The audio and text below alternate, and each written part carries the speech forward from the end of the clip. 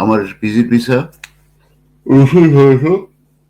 রিফিউজের পর আমি ব্যাংক অ্যাকাউন্টে সব টাকা তুলে নিয়েছিলাম, পরে ওই অ্যাকাউন্টটা বন্ধ হয়ে যায়, তাই নতুন একটি ব্যাংক অ্যাকাউন্ট খুলে সেই টাকা জমা করেছি।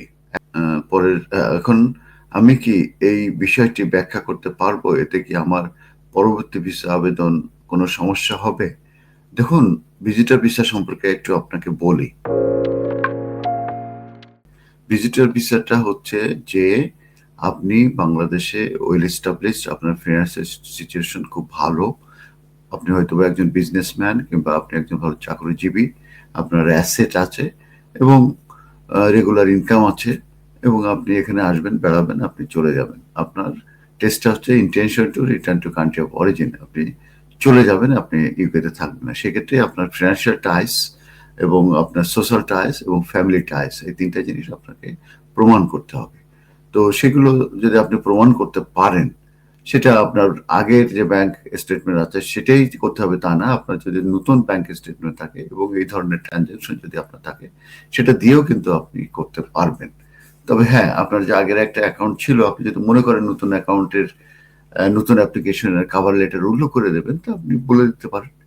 ওরা ওইটা নিয়ে খুব একটা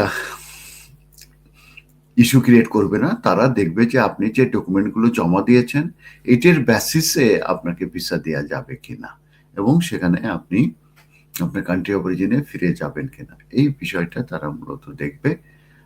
অতএব ওই আগে কি ডকুমেন্ট এগুলো ছিল সেগুলো গুরুত্ব তেমন নেই, কিন্তু আপনি আগে যে কাহিনীগুলো বলেছেন যে সেটা কিন্তু ইম্পর্টেন্ট। এখন আপনি যদি বলেন যে আমি বিজনেস করতাম, তাহলে ঠিক আছে, আপনি বিজনেস কন্টিনিউ করছেন। এখন হ্যাঁ, বিজনেস করতাম কিন্তু বিজনেস ছেড়ে দিয়েছি, এখন আমি চাকরি করি, সেটা এক্সপ্লেনেশন আপনাকে দিতে হবে।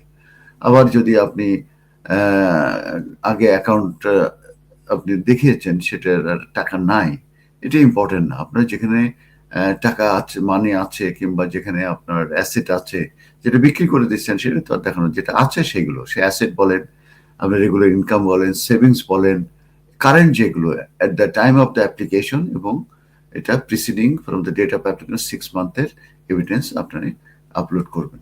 আশা করি আপনার প্রশ্নের উত্তর পেয়েছেন। আপনাকে ধন্যবাদ। নেক্সট কলার। হ্যালো, সালাম আলাইকুম।